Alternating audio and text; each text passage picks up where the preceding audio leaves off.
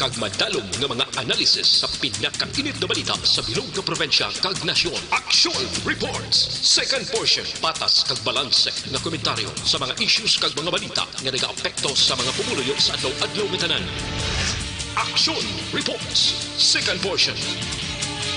Upod sa veterano kag respetado nga komentarista. Action Fred Salanga. Karon nga adlaw Biyernes pitsa uno gid bulan sang Mayo tuig 2020.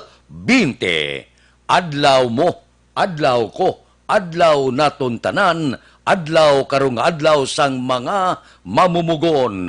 Mabuhay kamo mga mamumugon sa pungsod Pilipinas. Amo ini sila mga backbone, amo ini sila ang sanguna sa wala pa bag-o nga mga teknolohiya ang nagabaka-baka. Agod nga maluwas kita sa kapigaduhon. Amo ini sila ang mga tao nga nagpangabudlay para makakaon ang bilog nga pungsod Pilipinas. Mga mangunguma, nga mga kauturan naton, sa mga worker naton, sa mga hasyenda, sa mga establishmento komersyal. Amo ini sila ang mga tao nga nagbuhi sa ekonomiya sang pungsod Pilipinas, ang mga mamumugon. Sa una, sang wala pa sang mga binagubago nga teknolohiya, ang nagaarado sa kaumahan ang aton sini mga mangunguma.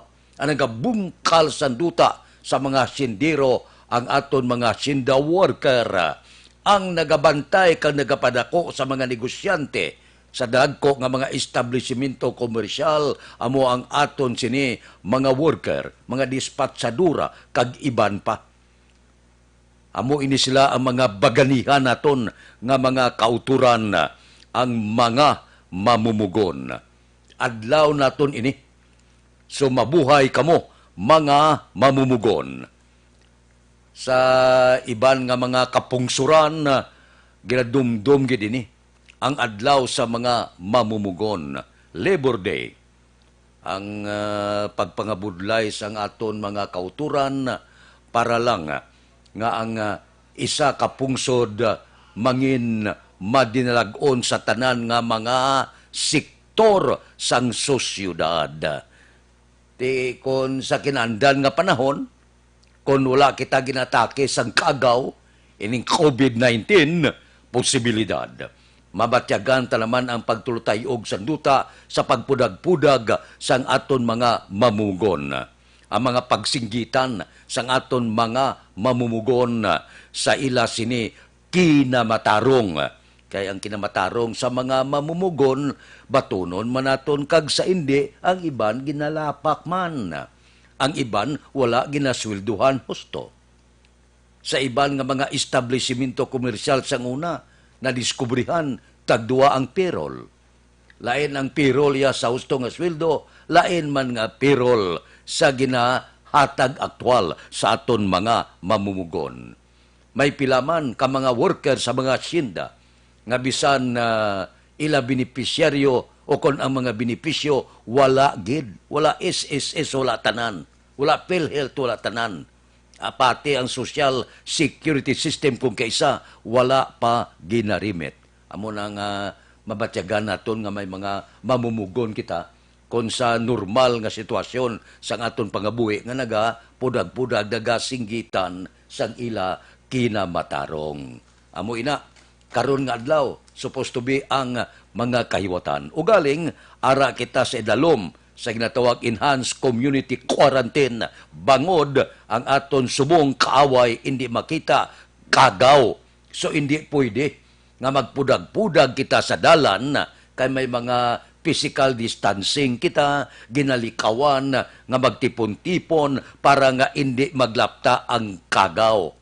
So sigurado pulo pa iway lang anay ang pila ka mga pagmarcha protesta sang pila naton ka mga kauturan. Pero gina-acknowledge naton ini nga adlaw ang Mayo 1, adlaw sang mga mamumugon, adlaw naton tanan. Mabuhay ka, mamumugon sa pungsod Pilipinas. Mabuhay ikaw, mabuhay ako, mabuhay kita tanan nga mga mamumugon. Aksyon Radio Philippine Standard Time, las 6:38. Mabalik kami pagkatapos ini. In these trying times, my most important task as your governor is to keep you safe and protected. At the start of the year, we saw it in the news, and the possibility of a pandemic was just unfolding. Yet, that time, the threat was not as real for the Negrenses as it is now. Never in recent history that borders and ports have been closed and community quarantine imposed. We are facing a novel virus, an unfamiliar disease. The virus is not under our control, but we can control our response. The proper coordination between the government and its citizens is the most effective tool in facing circumstances like this. We cannot judge the gravity of a crisis based on the fact that it has missed us and our close circles. The totality of our acts, that of the government and you, the citizens, will determine the future of Negros Occidental and the Negrenses. How will history judge us? Will we survive this crisis by cooperation, or will we succumb because of disobedience and distrust? The rules have been laid out. The least we can do is to follow. We are not sure how long are we going to be in this quandary, but be assured that your provincial government is doing everything under the given circumstances to ensure the security, welfare, and well-being of everyone. In situations like this, each and every one has an active role to play. Never underestimate the impact of your contribution by staying home. We are one nation, one province, one people. This is your Governor Bong Lacson asking all of you to stay home, practice social distancing, and exercise proper hygiene. We are all in this together. It has been said that upon the conduct of the individual depends the fate of all. Thank you and God bless Negros Occidental.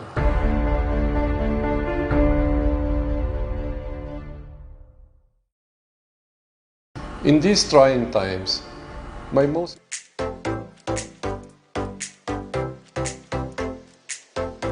Mga kaaksyon, madamo sa naglaylay na pamaagi at protektahan ang imong kaugalingon batok sa novel coronavirus 2018 o ng COVID-19. Isa sa mga pinaka-importante ang regular, safe, and effective hand hygiene gamit ang habon kag tubig o ng alcohol-based hand rub. Yan ang proseso sa paghugas ng gamot na rekomendado sa World Health Organization.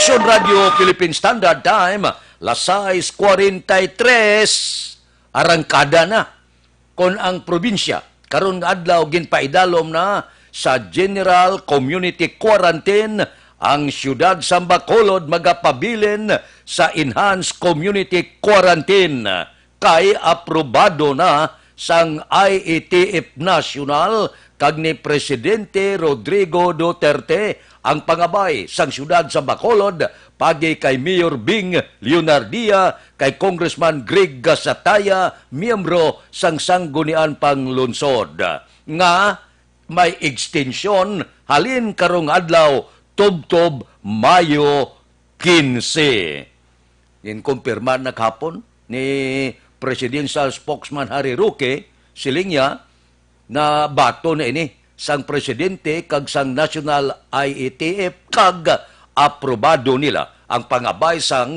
siyudad sa Bacolod.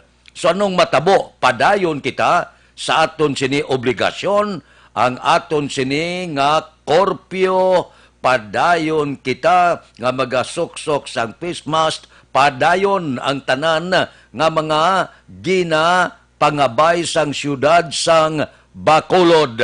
Padayon ang number coding diri sa siyudad sang Bacolod.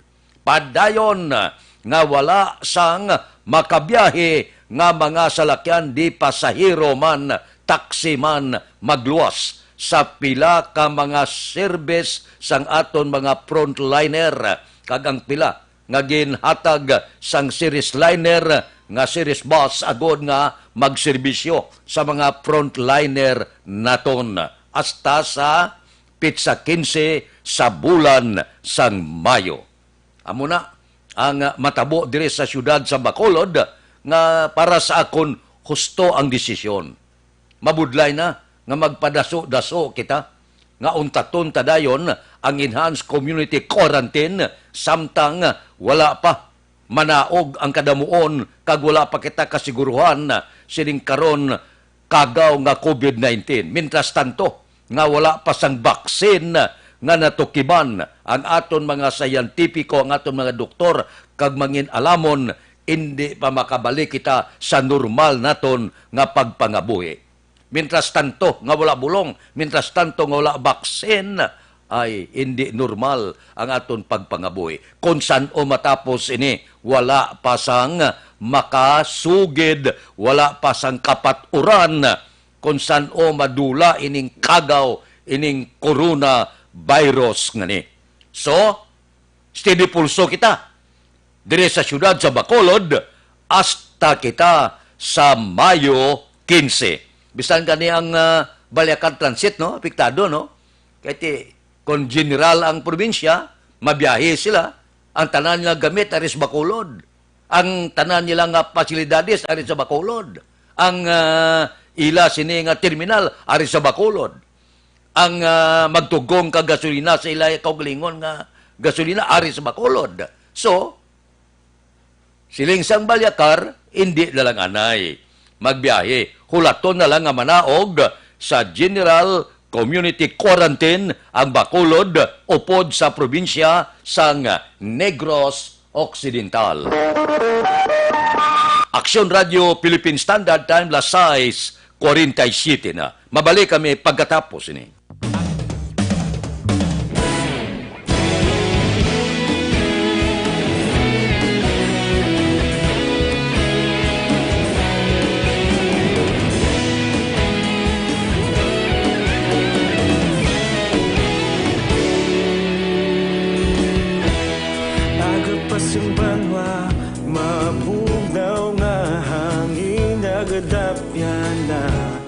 Ikaw nang ginapamatian namon ginasandigan.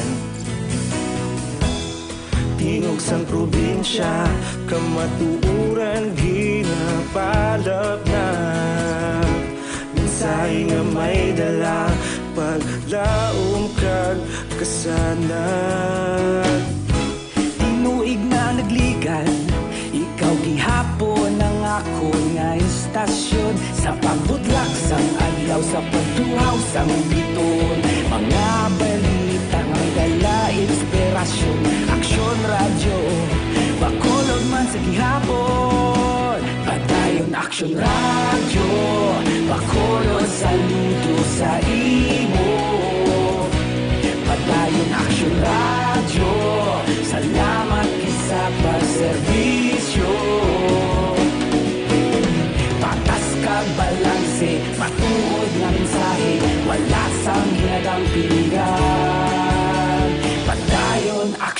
radyo.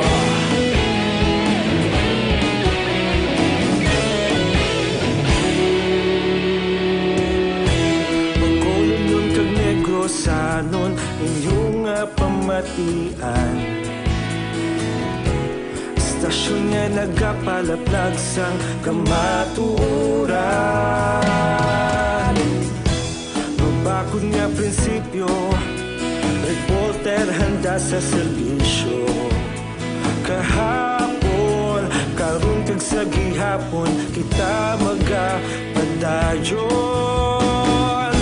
Tinuig na nagligan, ikaw gihapon ang akon nga istasyon. Sa pagbutlak sang adlaw, sa pagtuhaw sang bituon. Mga balita na may dala inspirasyon. Aksyon radyo, bakolon man sa gihapon.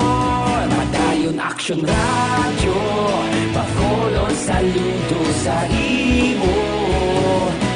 Padayon aksyon radyo, salamat kit sa pagserbisyo. Patas kag balanse, matuod na mensahe, wala sang ginadampigan. Padayon aksyon radyo. Una sa balita, una sa aksyon, sa Bacolod Aksyon Radio. Una sa balita, una sa aksyon, sa Bacolod Aksyon Radio. Ikaulog na na'y sa bisan anong kalintangan. Responsable nga pagbalita, pagdayon nga ipalaknan.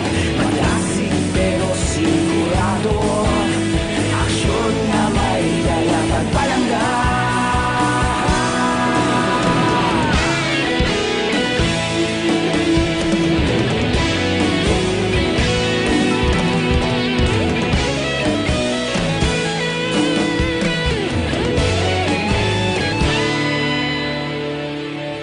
Padayon aksyon radyo, bakolod saludo sa imo.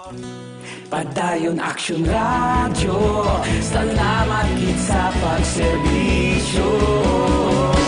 Padayon aksyon radyo, bakolod saludo sa imo. Padayon aksyon radyo, salamat kit sa pagserbisyo. Patas kag balanse, matuod nga mensahe, wala sang ginadampigan. Padayon aksyon radyo.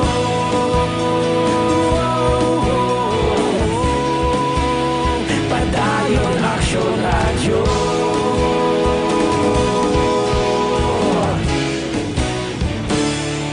Aktor kita.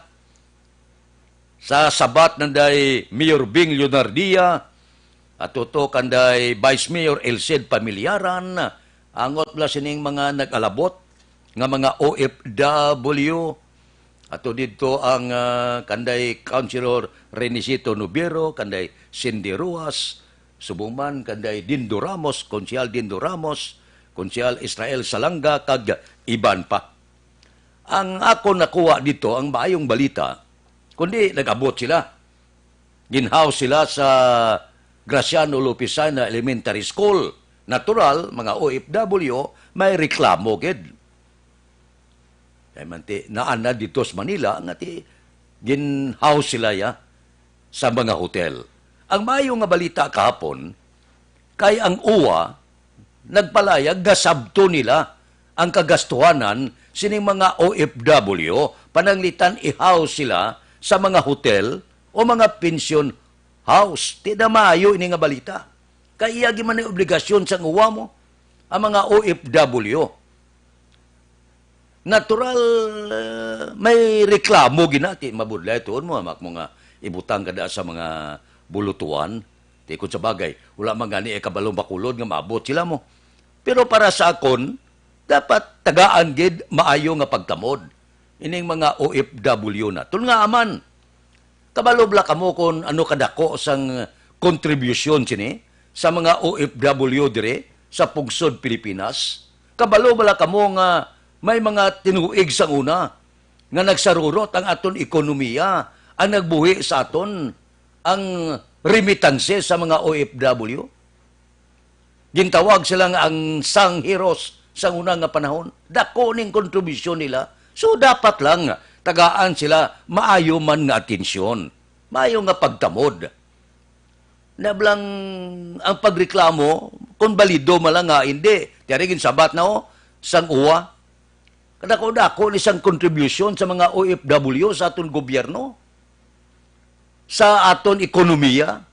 Pinsarabla kon pila ka mga OFW sa bilog nga kalibutan, pinsara kon pila sila kalibo nga nagaulan nga kwarta nga ginapadala sila pamilya dire sa pungsod Pilipinas. Ini nga kwarta nga ginapadala sa pungsod Pilipinas, ginagasto ini sa ila pamilya. Kada bakal nila sa kung ano man nga balaklon may buwis ng gobyerno. Natural magpadala ang ila sini nga mga bana o asawa man. Sa iban nga kapusuran, lagko sweldo to, ipadala diring mga kwarta, ining mga pamilya, mabakal sa mga materyales, mabakal sa mga tanan-tanan sa sulod sang puluyan, adlaw-adlaw nga pangginawi, ginabuhisan ina sang gobyerno. So, bilyon ina ang gina-income sang gobyerno sa kinitaan kag pinabalasan sa mga OFW dito sa iban nga pungsod. Bagay lang nga tagaan taman sang maayo nga pagtamod ining aton mga OFW. Bisan paano may dako sila nga nabulig sa aton gobyerno. So kung gastuhan mo lang sang uwa, sa hotel, kag sa mga pension house nga hindi. Kung sa bagay, kung hindi magastong uwa, obligado magyapon ang syudad sa Bacolod. Amo na nga, gintawgan gid ni Mayor Bing Yunardia kag Kongre Gasataya ang uwa. Kag amo ato naklaruan nga pwede gali nga i-house sila sa hotel kag pension house gastuhan sang uwa ara malagali. So ibutang tayo na sila sa mga hotel. May kabalastlan man kita sa ila mo. May mga tinion nga nawagtang nga ekonomiya ang nagbuhi sa aton remittances man sa mga OFW. Dapat sila nga tagaan man sang maayo nga pagtamod. Dapat sila nga tamdon kung gitawag sa una ang sangheroes ining mga OFW nga hindi naton sila pagtagaan sang maayong serbisyo. Kung iya malang sang uwa gasto nga hindi. Aksyon Radio Philippine Standard Time, las 6:56. Mabalik kami pagkatapos ini.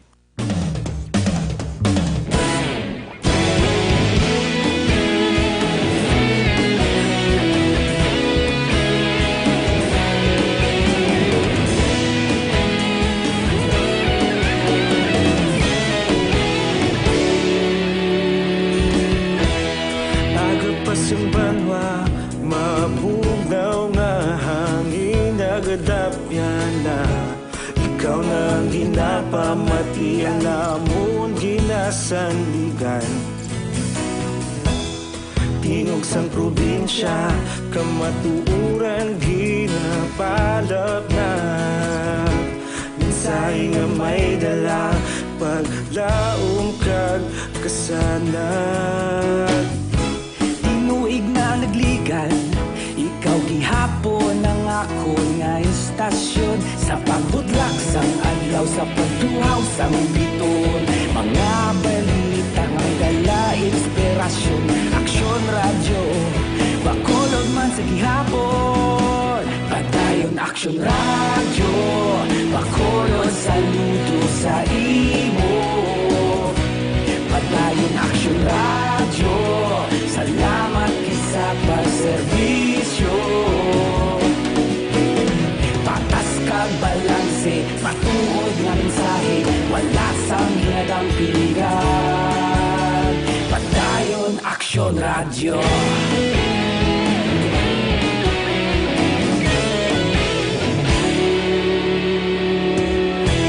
Bacolod kag Negrosanon, inyong pamatian.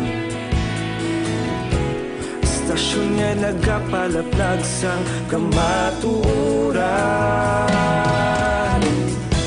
Mabakod nga prinsipyo, reporter handa sa serbisyo.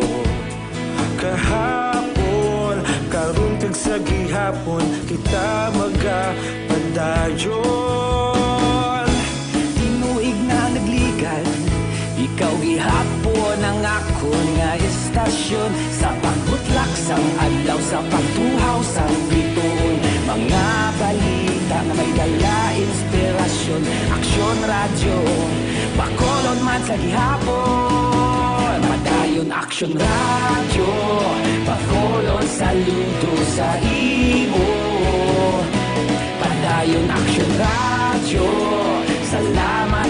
Radio Philippine Standard Time on minuto ang nabilin, mapangot kita sa takna alas 7. Standby na sa aton Aksyon Balita Morning Edition. Liwat magadulong sa aton sa mga balita lokal, nasyonal, international, sports kag artista. Upod kita kay Aksyon Boy Duran kag Aksyon Dorel Cabato, Aksyon Fred Salanga, una sa balita, una sa aksyon, sa Bacolod, Aksyon Radio.